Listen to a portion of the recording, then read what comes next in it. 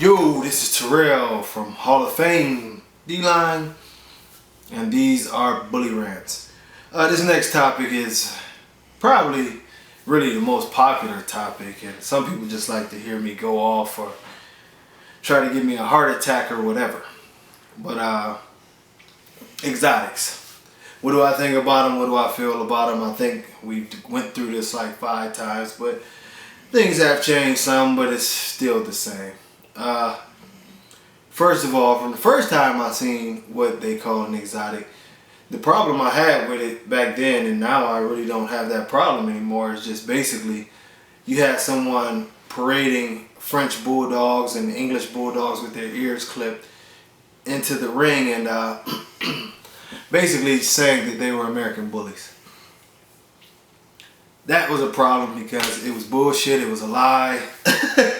We knew it. They wanted to argue, oh, it's an American bully, y'all. And then the thing became, well, American bullies are mixed anyway. You idiots. No. The thing of it is every dog is put together of several other dogs and however it goes. But at the end of the day, once a standard is made, a name is tagged to this dog, that's the dog. You breed towards that dog. You don't have the right to then go off and decide to, first of all, lie and say that the dog was something else. And then second of all, come in with that lie and tamper with what someone else made. It's just bottom line. And that was the problem then. You know, you don't bring a French bulldog in the ring with his ears cut and start bragging about how he's the greatest bully of all time. No, he's something else. And I've said that from the beginning. Now we moved on to where they have exotic registries. And they got tired of fighting the lies, so now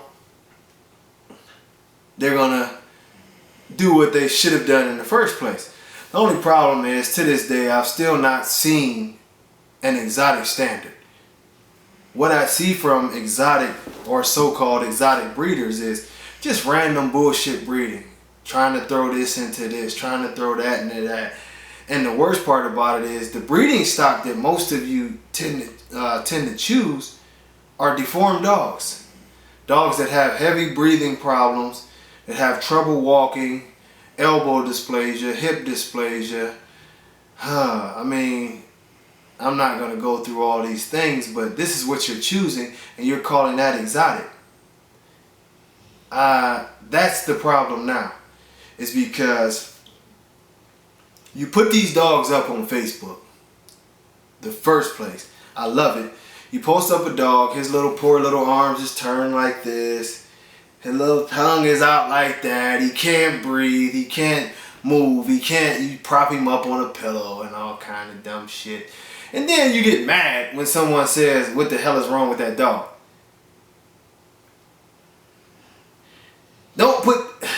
I was about to say don't put the shit up there, but don't breed the shit. It's obvious that this dog is good for nothing. That the poor little guy is going to be dead in 13 minutes. And you're posting a picture of and trying to get, his stud fee is $5,000. Come on, man. And you act as if we have the problem for saying something about it. The only problem at this point in time that I have with exotics is that y'all are pretty much animal abusing fucks. Excuse my language, but there's no other way to say it. If you're not breeding a dog to make a healthier animal and you're content with making this very sick animal that lives in a life of pain to profit, and the only thing that you can brag about is that someone was stupid enough to pay you a large amount of money for it, it's hard to respect that. For me, it's impossible to respect that. I don't respect money, I respect morals. And to me, you have none. I would put one of my own dogs down and I breed them for health if I seen that they were in too much pain. I'm damn sure not going to breed them to be in pain, and that's the problem.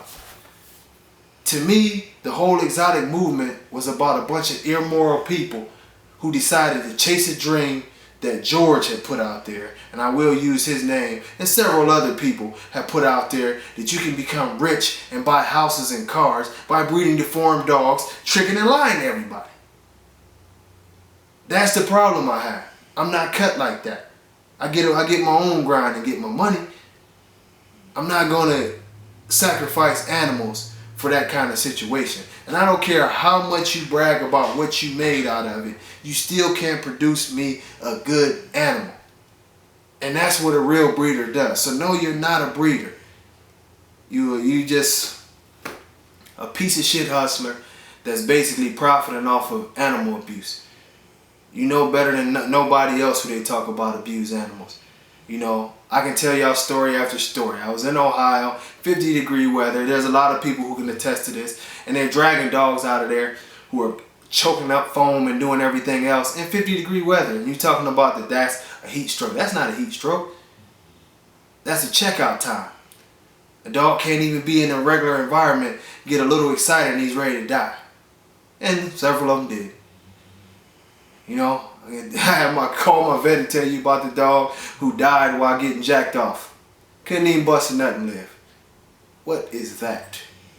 Dead serious. I ain't making this shit up. That's why I'm not smiling about it. So, you know, in closing, you know, and oh yeah, before we go, the favorite line on Facebook. Y'all need to quit saying this dumb shit. I just want to get this in because I know y'all gonna read it just to tell me how stupid and ignorant and how much I hate I am. So let me get this on. All of you dumbass exotic breeders, we never gonna confuse y'all for being smart people. But let's say this. Please stop saying, oh, the dog never told me he was in pain. That about explains it all. You're waiting on a crippled dog to tell you he's hurting before you care. Let's just leave that right there. I'll see y'all on the next one.